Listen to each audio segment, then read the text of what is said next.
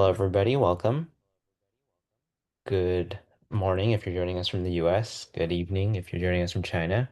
And there might be people joining us from all over the world. So, hello to everybody. Welcome. My name is Devin Lau. I'm the Associate Director for Yale Center Beijing.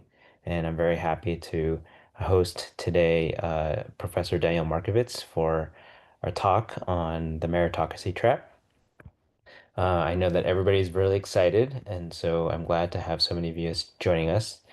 First, if those of you guys that are joining us on Zoom, if you would turn on your webcams, that would be great. It would be great to be able to see some of you and to see who we're talking with. And I know that a lot of you are also joining us from a live stream as well, so welcome to you. And a special thank you to our co-hosts, CITIC Press, who are the Chinese publishers of Professor Markovits' book, translator and publisher. I'm very thankful for their partnership. And for those of you guys that are on Zoom, we will be taking questions in about halfway through. And so we're happy to take questions, and we'll select five of the questions that are asked to receive a copy of the book as well. And so there's a lot to discuss today, and so I'm going to quickly introduce our speaker and then turn things over to him. So Professor Daniel Markovits is the Guido Calabresi Professor of Law at Yale Law School, as well as the founding director of the Center for the Study of Private Law.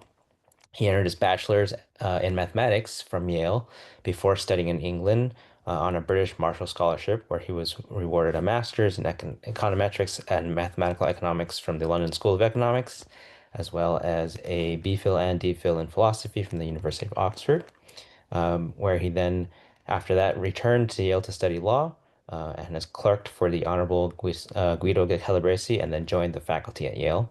He publishes widely and in a wide range of disciplines, including law, philosophy, and economics. His writings have appeared in Science, the American Economic Review, the Yale Law Journal, the New York Times, the Washington Post, Time, Atlantic, a whole host of places. And in 2021, Prospect Magazine named him to its list of the world's top 50 thinkers. His current book that we'll be discussing is The Meritocracy Trap, which I'll let him get into. And so, without further ado, Professor Daniel Markovits. Great. Thank you, Devin. Thank you all for being here. I believe it is either early in the morning for you or late at night for you. So I'm especially grateful that you're here. I will speak for maybe 30 minutes and hope that we can have a conversation for the second half of the hour. And one way to set up what I'm going to say is just to observe that there's a remarkable divergence of perspective about the elite between those who are inside it and those who are outside it.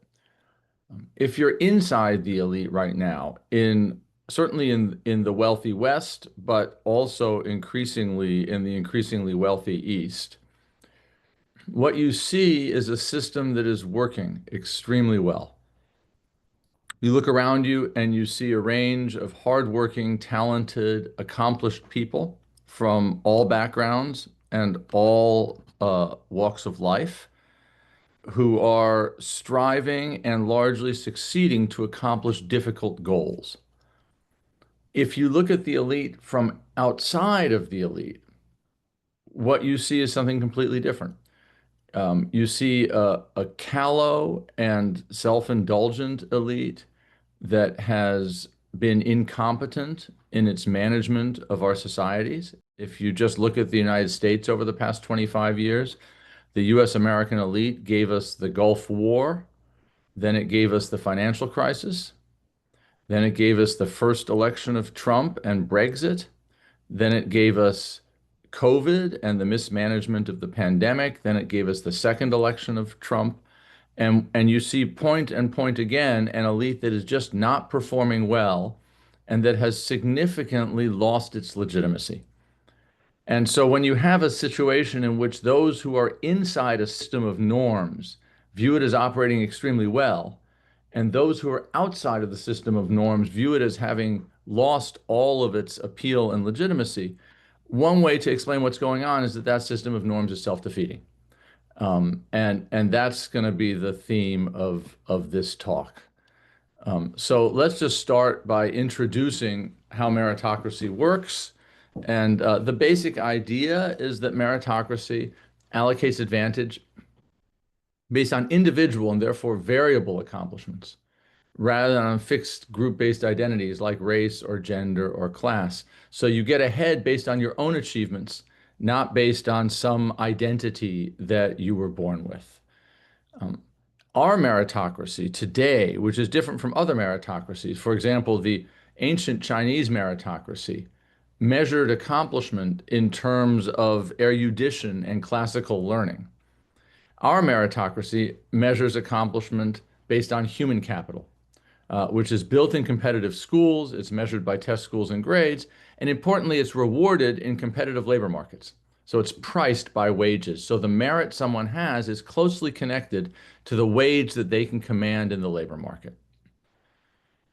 The idea here is that meritocracy will render the inequality and hierarchy that every society has to have, particularly large, complex societies, in order to manage itself. Some people have to lead, some people have to follow, but meritocracy renders that inequality acceptable in a democratic society. The thought is that meritocracy makes hierarchy democratically okay. You can see this throughout certainly the European world. Here are some early meritocrats who described what they were doing, all in terms of Emile Boutmy is the most striking of these. The idea was that the upper classes might preserve their political hegemony by invoking the rights of the most capable. And Boutmy thought this was necessary to manage France out of the decay of the old aristocratic prerogatives. This view of meritocracy has two central virtues. The first is everybody gets a fair chance of getting ahead. Obviously, not everybody can be from a preferred gender or religion or race. Not everybody can have elite parents. But no subgroup has a monopoly on talent and effort. And so the thought was that if people could advance based on their own accomplishments, then everybody would have a shot at advancing. Um, the idea was to open a previously closed elite to deserving outsiders. And the people who opposed meritocracy understood this and opposed it for that reason. Yale University is a case study. When Kingman Brewster became president of Yale in the 60s and was the first president to make Yale anything resembling a meritocracy, declaring he did not intend to preside over a finishing school on Long Island Sound, he hired someone whose name was Inky Clark, Inslee Clark, was his given name. Inky was his nickname. Who had the advantage of having what sounded like an old waspy name, but was actually a child of recent immigrants, I think from the Bronx. And Inky Clark remade the admissions process to create a statement, he said, about what leadership was going to look like in this country and where leaders were going to come from. And the people who were against meritocracy understood shamelessly that this was going on and they objected to it. Bill Buckley preferred that the old WASP be admitted over the high achieving, hard working Mexican American from the Southwest. A member of the Yale Corporation said no Jews, no public school graduates, should all be Protestants, all old white men. Um, they lost, of course, and the new Yale was born. And throughout the rich countries of the world, a similar path opened up positions in the elite to people who had previously been excluded, independent of their own personal accomplishments, based simply on their race or their gender or their class. One of the reasons why meritocracy initially was so successful was that the old elite, the old aristocratic elite, to be blunt, was not very hardworking and it wasn't very smart. If you inherit your privilege and position, there's no reason to strive and there's no need to be good at anything. But meritocracy, this is its second central virtue, is it claims that it produces an energetic, capable, and productive elite whose talents serve the common good, even as they do well for the meritocrats themselves. Again, the old aristocracy was not like this. It understood itself in Torsten Veblen's language as a leisure class. That is to say, it self-consciously constituted itself in terms of not needing to work for a living. The meritocrats had a different view. Meritocrats are always hungry. They're seeking to reconstitute their status in every generation through their own talent, effort, and industry. And Yale was again a case study. One of the reasons why Inky Clark's new admissions policy succeeded is that they thought of themselves as finding the best investments for the education that Yale would provide. Brewster said he was an intellectual investment banker. Clark talked about talent searching. And this made a transformative difference into who the elite was. The new meritocratic elite is much, much more diverse than the old aristocratic elite ever was. Moved from Yale to Princeton in the United States, didn't produce its first black graduate until 1947, didn't include women until 1973. Today, Princeton is half people of color and half women. The Cravath Law Firm had exclusively Christian men from its founding in 1819 until 1958. Today, it's run by a woman of Pakistani origin. You can see this throughout the elite, especially in the United States, but actually throughout the elite in many of the rich countries in the world. And what this shows you is that meritocracy was initially an enormously egalitarian force. If you look outside of the very elite in the United States based on race, in 1960, if you were a black man in America who was earning in the top tenth of the black distribution of wages, you would be at or below the median of the white distribution. And the reason was that there was no meritocracy and categorical racial exclusion prevented African Americans from getting any of the high-paying jobs.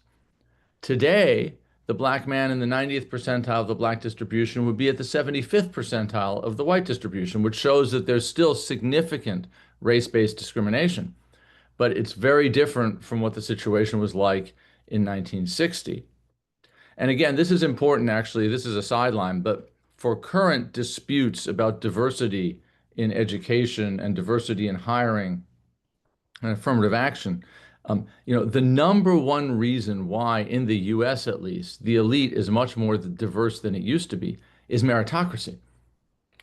It's that previously there were a series of categorical exclusions of African Americans, of women, of Jews, of Catholics, of Muslims, of Asians, who could not get in no matter how accomplished they were.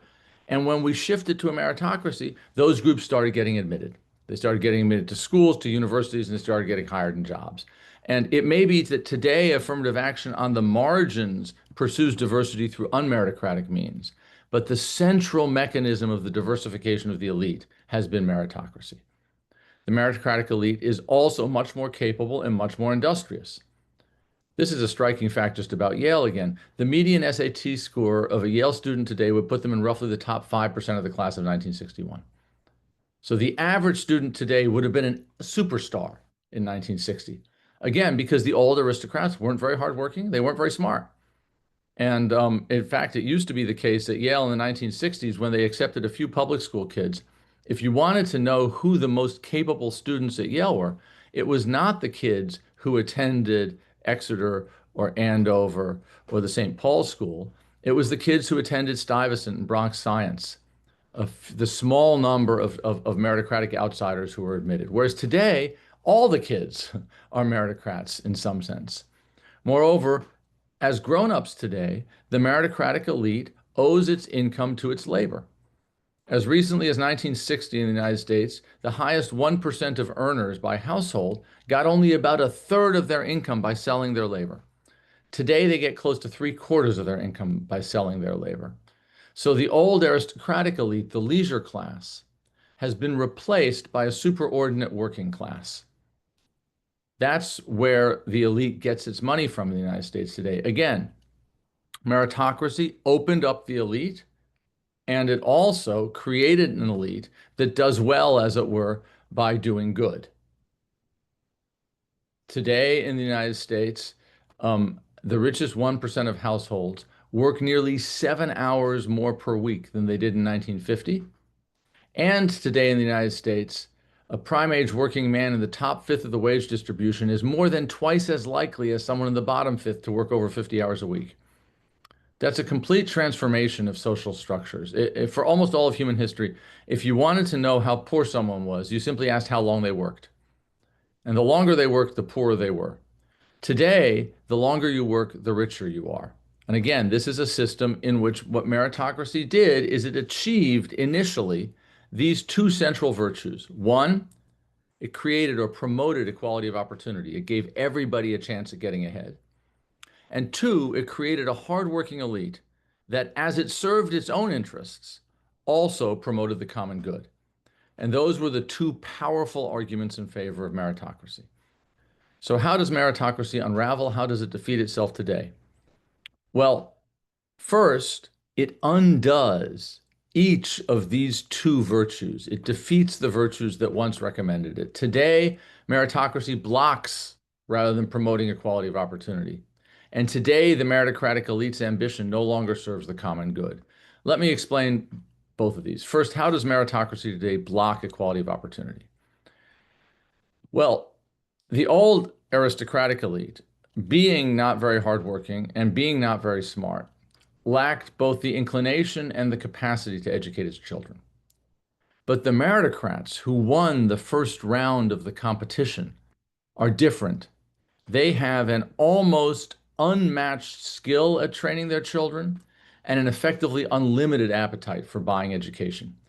Inequality in education consumption has been the fastest growing sector of inequality of consumption in the rich nations of the world over the past 50 years.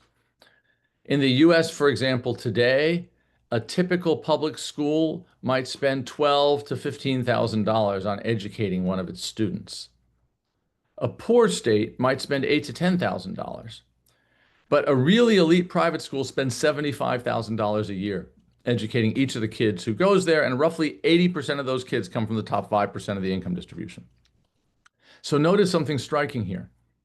The gap between what's spent on a typical really, really rich kid and what's spent on a typical middle class kid is about 15 times bigger than the gap between what's spent on a middle class kid and what's spent on a poor kid. And that produces enormous differences in childhood achievement. The gap between middle school achievement at the 90th percentile and the median income, which is the blue line, has been rising steadily over the past 50 years, even as the gap between the median child and a child in the 10th percentile, so below the poverty line, has been shrinking. And the gaps are very, very large. The rich-poor achievement gap for US American children, which is shown by the red line, is now greater than the white-black gap was in 1954. Now, 1954 is the year Brown against Board of Education was decided. So economic inequality today, because the elite spends so much on training its children, is producing bigger differences in middle and high school academic achievement than apartheid did at the middle of the last century. Once again, the biggest gaps are between the rich and the middle class, not between the middle class and the poor. On the SAT, a typical student, the average student whose parents make more than $200,000 a year, roughly again the top 5%, maybe the top 8% of the income distribution, and a middle class student, a median student, is about 250 points. Whereas the gap between the average SAT score of a median student, a middle class student, and a student at or below the poverty line is only 125 points. So the rich middle class gap is twice as big as the middle class poor gap. Right? This produces an extremely skewed elite. This is the odds of going to college in America today based on your parents' income rank. And the only sort of more strikingly unequal opportunity in this is the quality of the college you go to based on your parents' income rank. And again, if you look at the most elite colleges, the 150 or so most competitive colleges in America, kids whose parents are in the top quarter of the income distribution are overrepresented in those student bodies compared to kids in the bottom quarter by a factor of 14 to 1. In a way, that's not surprising. Elite institutions have never admitted the poor. But today in America, kids from the top quarter are also overrepresented compared to kids from each of the two middle quarters by a factor of 6 to 1. So the elite is squeezing out not just the poor, but also the middle class. And at the most elite colleges, the skew to wealth is even greater. There have been recent years in which in the Ivy Plus colleges, there have been more kids from the top 1% than the bottom half. And at Yale, Harvard, Princeton, and Stanford, there have been more kids from the top 1% than the bottom 60%. And let me add two important points here. The largest reason for this is meritocratic. I took a recent year of the SAT and I asked how many kids were there in America, high school seniors, one of whose parents had a graduate or professional degree, whose SAT score was at the Ivy League median. And the answer was well over 5,000. And then I asked how many kids were there, neither of whose parents had graduated high school, whose SAT score was at the Ivy League median. And the answer was, well, the statistics became unreliable because the tail is so thin, but if you ground out the number, the answer was 32. So if there are 32 kids in America, neither of whose parents have a high school degree, whose SAT score is at the Ivy League median, and the Ivy League does meritocratic admissions, it's not going to have a lot of kids in it whose parents didn't graduate high school. Right? Now, here's a way to think about this. The way in which the old aristocrats passed on their privilege to their children is simply by dying. Lord so-and-so would die, and Lord so-and-so's eldest son would become Lord so-and-so and inherit the estate. The way in which meritocrats pass on their privilege to their children is not by dying, but by investing in education while the parents are still alive. So let's conduct the following thought experiment. Let's try to construct the size of the meritocratic inheritance by asking, let's take the difference between what's devoted to educating a typical child from a one percenter household in the United States today and what's devoted to educating a typical middle-class child, not a poor child, but a middle-class child. And let's invest that money each year in the S&P 500 to be given to the rich child as a bequest when the parents die. That meritocratic inheritance would amount to between $10 and $15 million per child. Right. These investments pay off. The returns to education, and particularly elite education, are incredibly high. The US wage structure is segmented by education. Only about 1 in 75 high school dropouts, only about 1 in 40 workers with no education beyond high school, and only about 1 in 6 workers with a BA only will accumulate lifetime earnings equal to the median professional school graduates, not an elite professional school graduate, but the median professional school graduate. Elite professional school graduates have much, much, much higher earnings. The median Yale Law School graduates income 25 years out. I know this because I had a student with journalism background um, uh, figure out the income of every Yale Law School graduate of the class of 2000. The median income is over $1 million a year. American elites are dominated by 12 universities. And so what's happened is we've created a new kind of aristocracy. It's just not based on birth and land and breeding. Instead, it's based on human capital and training. And the college rankings have become our Debrett's peerage and baronetage. And in that sense, meritocracy is self-defeating with respect to the first of its virtues, because the competition, which was embraced to promote equality of opportunity, has today become the single greatest obstacle to equality of opportunity. Now let's talk about the second virtue. Remember, meritocracy's second virtue is that it creates an elite that serves the public interest even as it serves its own private interest. Right? Well, there's been a second shift over the past 50 years, which is there's been a massive shift of work and income away from middle-class workers and in favor of super skilled, superordinate workers. All right. Here you can just see average weekly hours worked by income rank in the United States since 1940.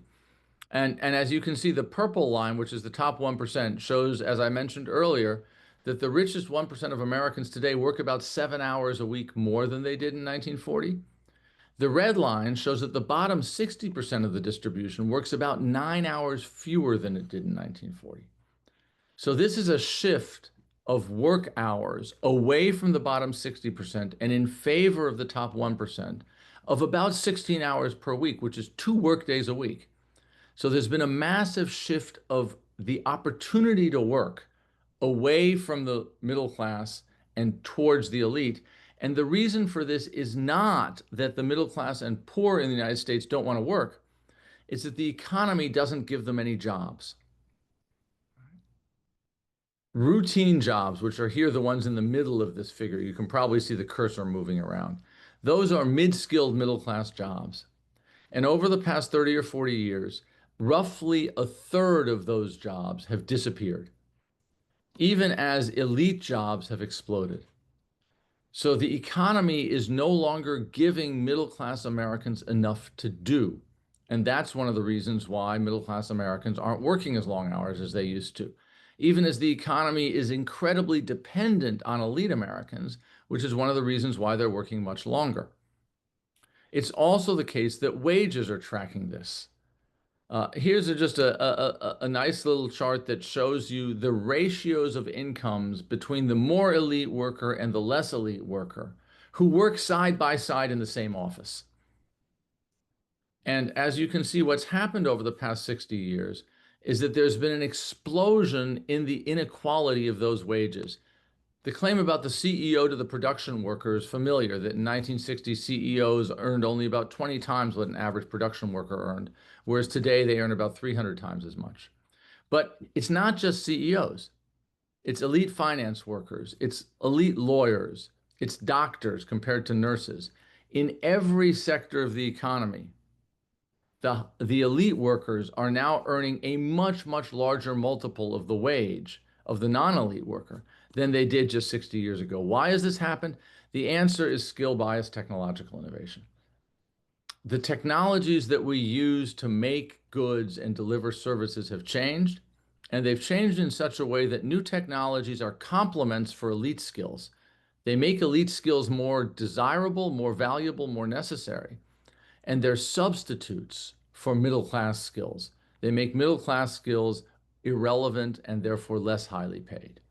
Why do the technologies favor skilled workers? Well, there are lots of reasons, but the central reason has to do with the distribution of the education structure in the country and in the world. New technologies didn't always favor skilled workers. In the first industrial revolution, for example, new technologies were biased against skilled workers. What the factory system did is it allowed unskilled factory workers to replace highly trained artisans.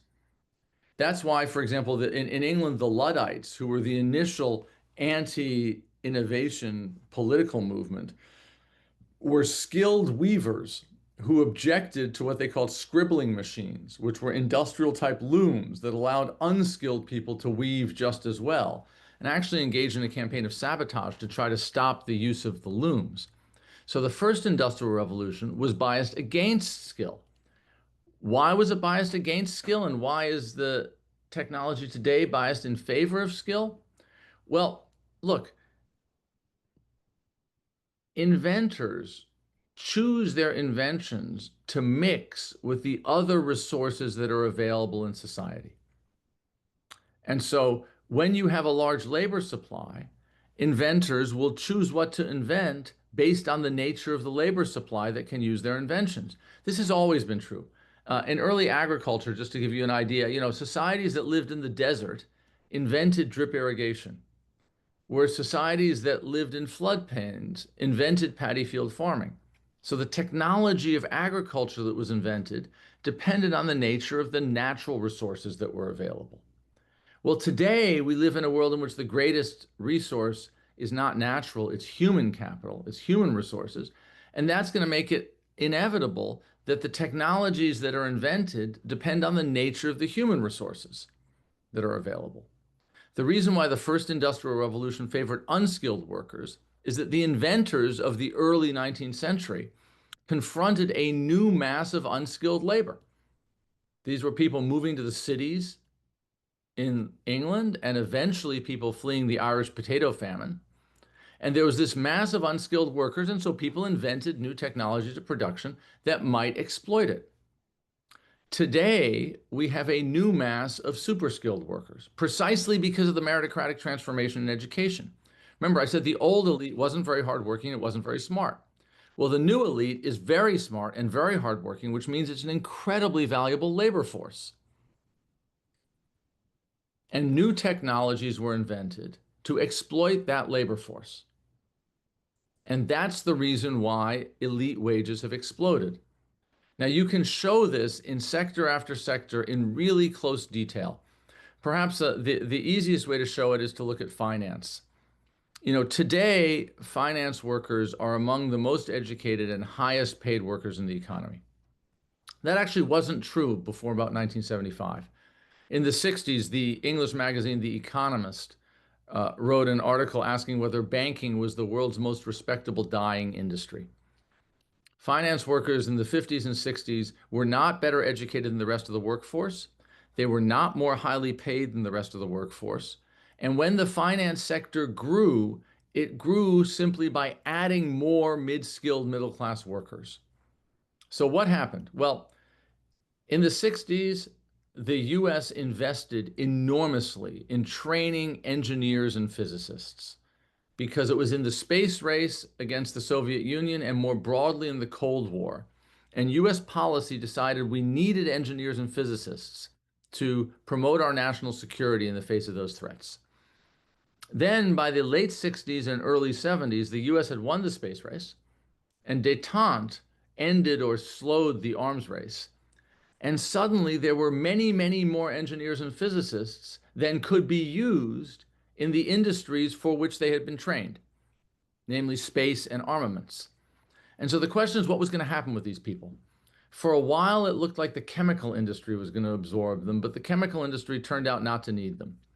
And so what happened instead is that financial innovators and legal innovators took basic economic ideas that had been around for at least 20 years and to some degree for 200 years and retooled them to be practically implementable so that highly trained technical physicists and engineers could work in finance, deploying these financial technologies to produce enormous returns using relatively fewer workers.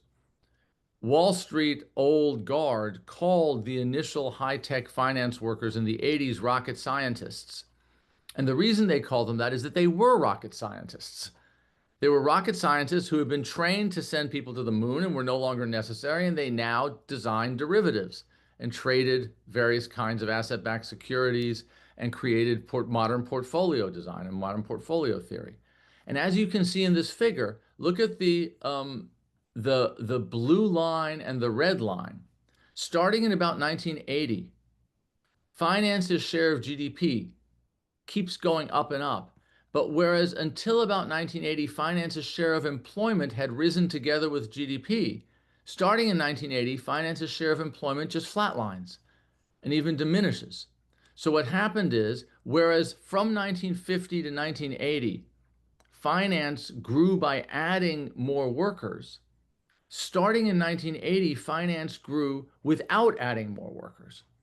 Why did it do that? Well, now look at the purple and green lines. The relative education of finance workers started exploding at exactly that time. And when the workers were fewer and more skilled, they also got paid more. And so the green line shows that finance wages started exploding. So this is a microcosm of what happened across the economy. Skill-biased technical change induced by the existence of a super elite labor force transformed the technology of production to favor precisely the elite skills that these workers had, disfavor everybody else, and produce enormous inequality. So this is another way in which meritocracy became self-defeating. Because whereas the first generation of meritocratic elites were just more capable than everyone else, and they ran a more productive society, the new meritocratic elite transforms society in its own image to benefit itself rather than to benefit society as a whole. And finance is again a good example. If you look at the best economist estimates of new finance versus old finance, finance sector workers are much more highly paid than they used to be. They are much better educated than they used to be. But the transactions costs of financial intermediation have not gone down. And the share of fundamental risk borne by the individual has not gone down. In other words, finance does not provide a better service to society as a whole. Instead, finance benefits finance workers. And that's a way in which the meritocratic elite today has its own fortunes divorced from the broader. Now, notice the elite says that they deserve their income because they're so productive.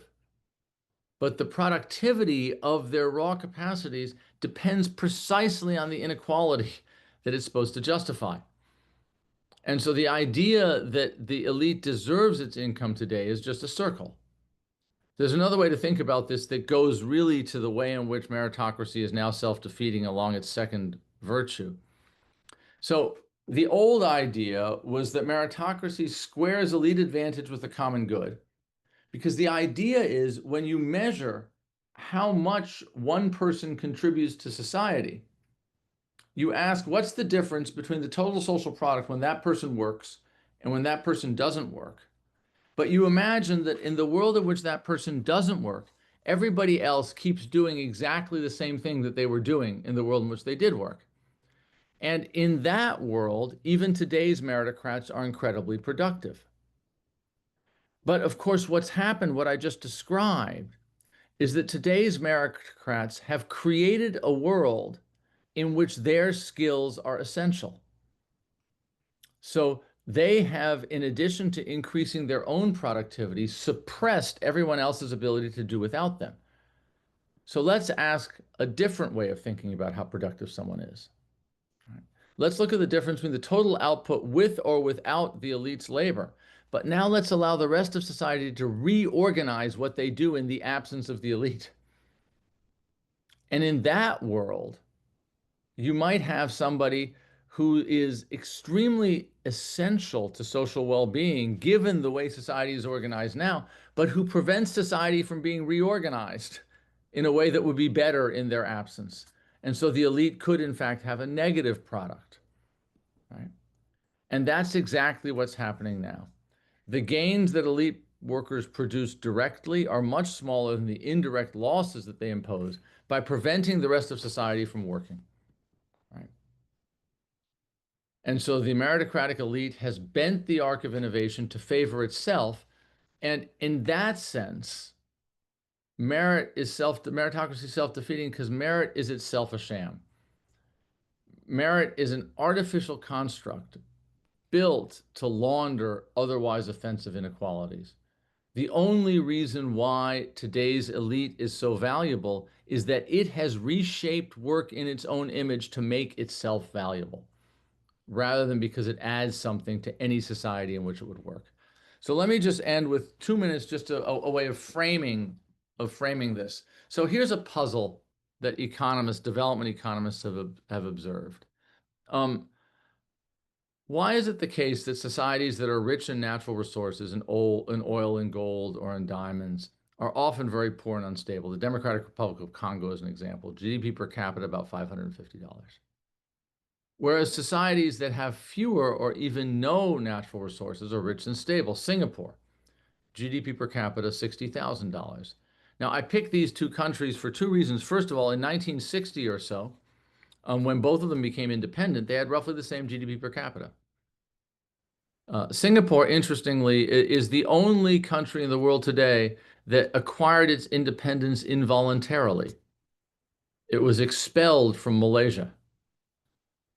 Singapore didn't want to become independent, but Malaysia didn't want it, partly because it was worthless in 1960, but it has built itself up into an economic and cultural powerhouse.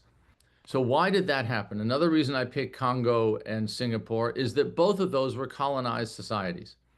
So it's not simply that colonialism explains the difference. Well, one explanation is what economists call the resource curse. Resource-rich countries focus on extractive industries, drilling and mining. Extraction concentrates wealth in landowners. It requires a large class of oppressed workers, and it discourages investment in education and the development of a middle class because the educated middle class threatens the landowners. A consequence of that is that there's an undermined democracy, there's corruption, and slow growth and political instability follow. Now, meritocracy, if the account I've just given is correct, has invented a new version of the resource curse. in which the cursed resource isn't oil or gold or diamonds, but it's human capital, the skill and training of free workers. The labor market in meritocracies increasingly concentrates work, income, and status in a narrow class of super-educated, superordinate workers. They dominate an underemployed and stagnating middle class, and they use its enormous income to buy schooling for their children that nobody else can afford and monopolize elite universities and top jobs in the next generation. So notice, this is exactly the same mechanism that I described a moment ago with extractive industries. Social stratification, undemocratic politics, and corruption and low growth follow. It's just the cursed resource isn't gold or oil, it's human training and skill. So meritocracy is self defeating because it casts a human resource curse. Let me end with one reflection on the United States. In all of human experience, across all space and time, only 1.5 societies have managed to unwind high-end inequality, a concentration of economic privilege, as extreme as exists in the United States today without violence, without losing a foreign war or succumbing to a domestic revolution. The glimmer of hope is that that society was the United States in 1929. Thanks very much.